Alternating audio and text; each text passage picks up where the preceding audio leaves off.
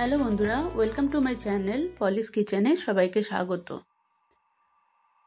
আজকে একটা অনেক পুরনো রান্না চিতল মাছের মুঠা সেই রেসিপিটাই শেয়ার করব। আর আমি খুব সহজভাবে কিন্তু এই রেসিপিটা বানাই। পুরো ভিডিওটা দেখার জন্য অনুরোধ থাকলো। চলুন দেখে নিই রেসিপিটা আমি কেমন করে বানাই।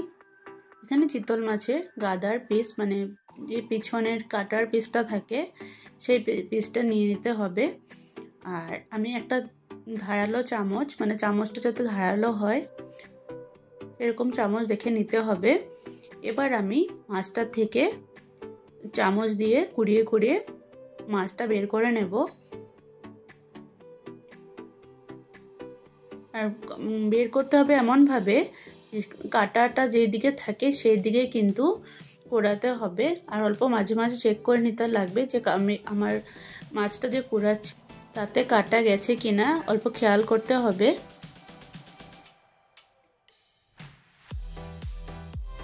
একটা পিস থেকে মাছটা কুড়িয়ে নিয়েছি, আর একটা পিস থেকে এখন কুড়াচ্ছি।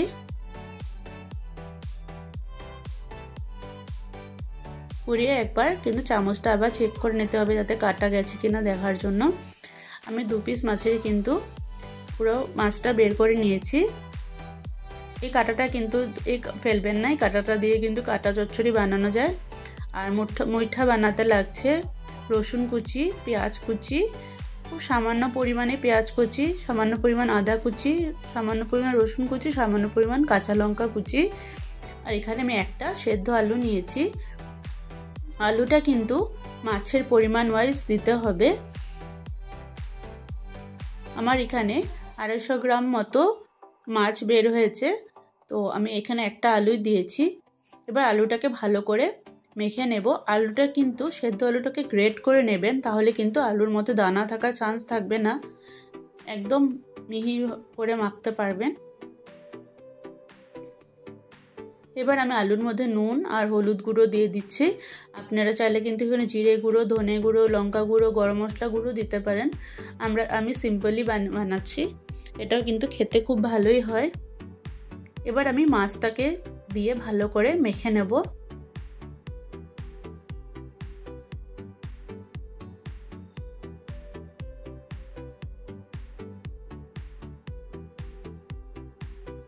এবার হাতে সামান্য পরিমাণ তেল মেখে নিচ্ছি।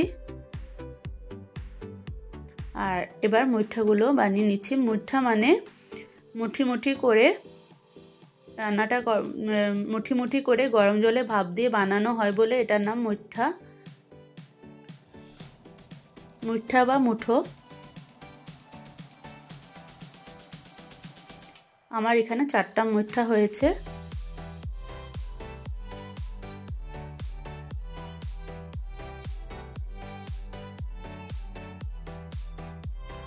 জলটা কিন্তু ভালো করে উতলিয়ে যাওয়ার পর দিতে হবে।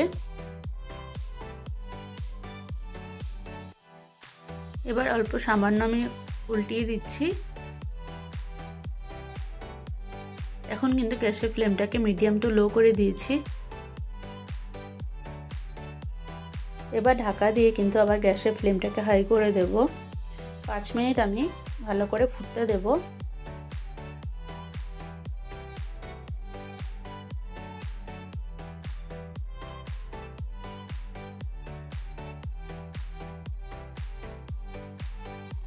দেখে নিচ্ছি হয়েছে কিনা। যদি না হয় অল্প চেক করে নেবেন, তাহলে কিন্তু আরেকটু সময় ফুটিয়ে নেবেন। আমার মুঠোগুলো কিন্তু একদম রেডি হয়ে গেছে।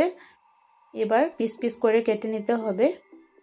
আপনারা যেমন সাইজের পিস করতে চান সেভাবে করতে পারেন। আমি কিন্তু মুঠার পিসগুলো করে নিয়েছি।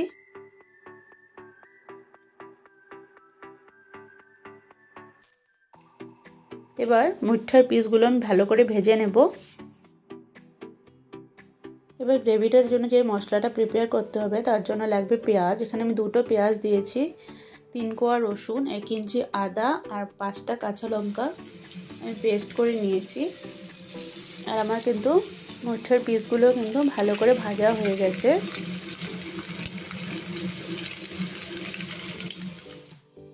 এবার আমি সেই তেলের মধ্যেই জিরে ফোড়ন দিয়ে দিচ্ছি।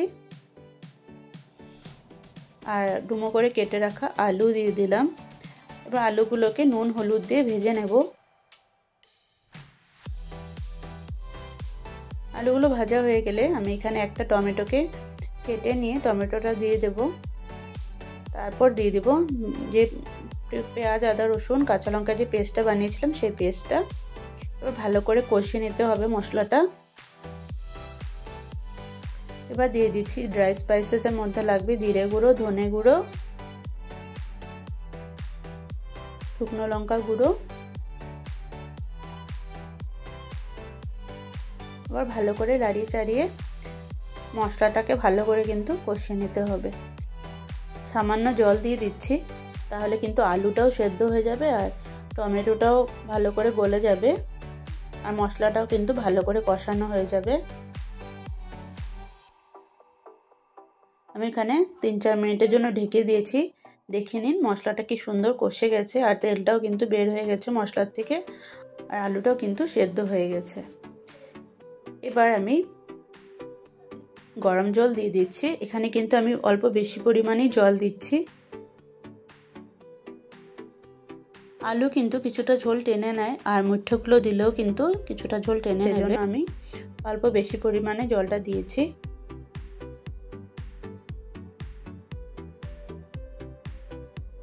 এবার ঝোলটাকে ভালো করে ফুটিয়ে নিতে হবে। যখন ঝোলটা ভালো করে ফুটে যাবে তখন মুঠাগুলো দিয়ে দেব। আপনারা কিন্তু 7-8 মিনিটের জন্য ফুটিয়ে নেবেন হাই ফ্লেমেই।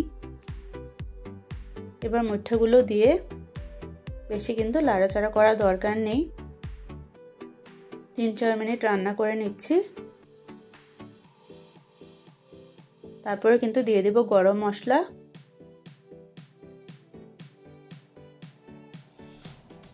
আর খুব হালকা হাতে কিন্তু লাড়াচাড়াটা করতে হবে। এবার লাস্ট দিয়ে দেব ঘি।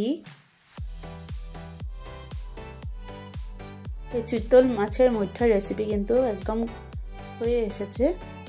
গরম গরম ভাতের সাথে কিন্তু অসাধারণ লাগে রেসিপিটি। এবার গ্যাসের ফ্লেমটা অফ করে 10 মিনিট স্ট্যান্ডিং টাইমে রেখে দেব। তারপর গরম গরম ভাতের সাথে সার্ভ করে দিতে পারবেন। আর আমার এই রেসিপিটা যদি ভালো লাগে প্লিজ লাইক শেয়ার সাবস্ক্রাইব করতে ভুলবেন না। আর ভিডিওটি দেখার জন্য অসংখ্য ধন্যবাদ।